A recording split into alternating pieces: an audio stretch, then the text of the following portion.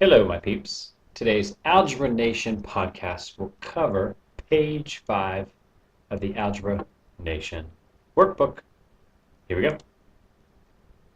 For addition and subtraction, this puts everything together between simplifying fractions, multiplying fractions. Now, we're going to add and subtract. You need a common denominator. So here we go.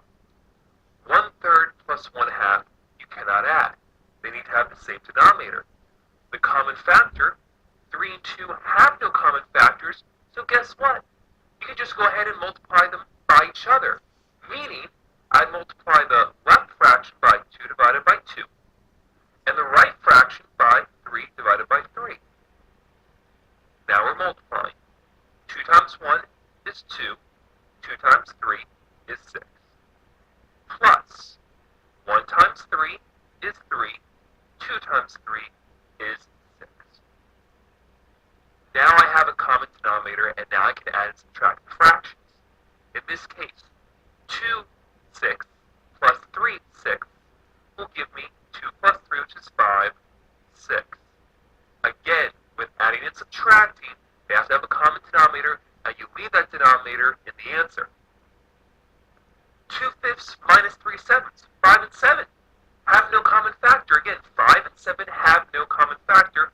I'll multiply the left by 7 divided by 7, and the right by 5 divided by 5. Now I'm going to multiply the fractions. 7 times 2 is 14. 7 times 5 is 35. Minus 3 times 5 is 15. And 7 times 5 is 35.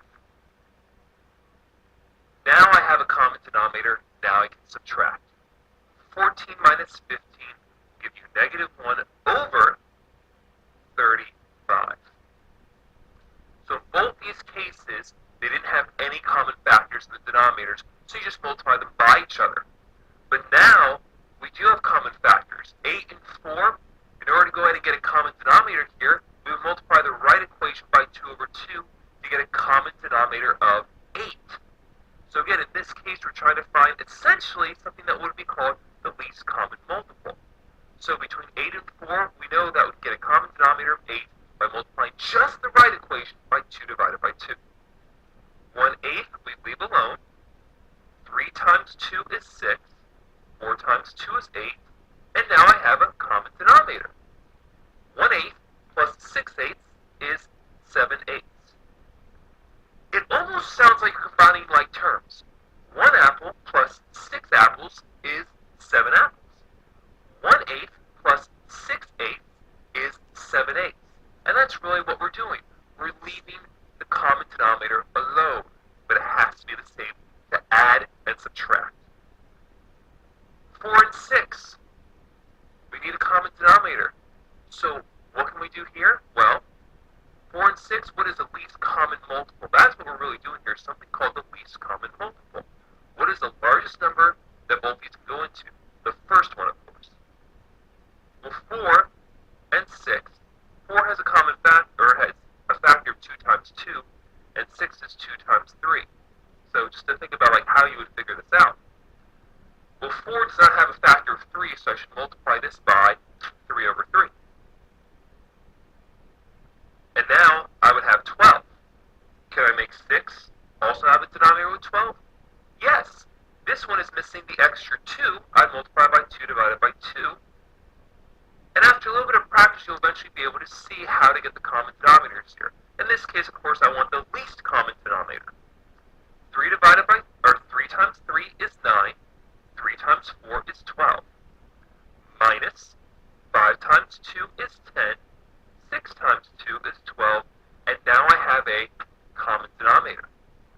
9 minus 10 will give you -1, 12. So it's going to take some practice, and if you have any questions, remember, post on the wall. Got a few more, though. Oh, you had a question? When is your brain break? Oh, the answer to that question would be now.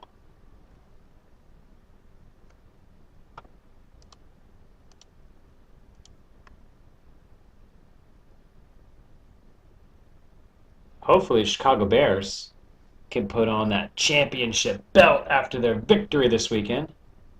Come on, don't be a hater. They won the Super Bowl. Probably before you were born. 1985. Give them a little bit of love.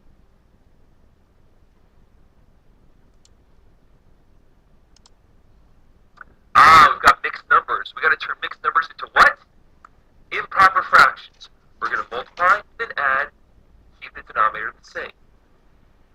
9 times 1 is 9. 9 plus 2 will give you 11 ninths. Plus 2 times 2 is 4. 4 plus 1 will give you 5 halves. 9 and 2 have nothing in common. They have no common denominator within them, no common factor. So I would just multiply them by each other. Meaning, the left I would multiply by 2 divided by 2. The right I'd multiply by 9 divided by 9. And now I'm multiplying fractions again. 2 times 11 is 22. 2 times 9 is 18. 5 times 9 is 45. And 2 times 9 is 18. And now we have common denominators. 22 plus 45. So let's see. 22 plus 45 will give you 67 eighteenths. Let's do one more.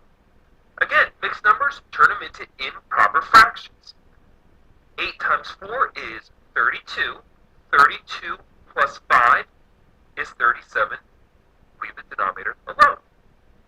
Minus 3 times 3 is 9. 9 plus 1 is 10. Keep the denominator. 8 and 3 have no common factor, and whenever that happens, that's the best, because what do? Just multiply those denominators by each other, meaning multiply the left by 3 divided by 3, and the right by 8 divided by 8. 3 times 37. 3 times 37, I'm going to go over here and grab, a calculator. 3 times 37 equals 111. 3 times 8 is 24.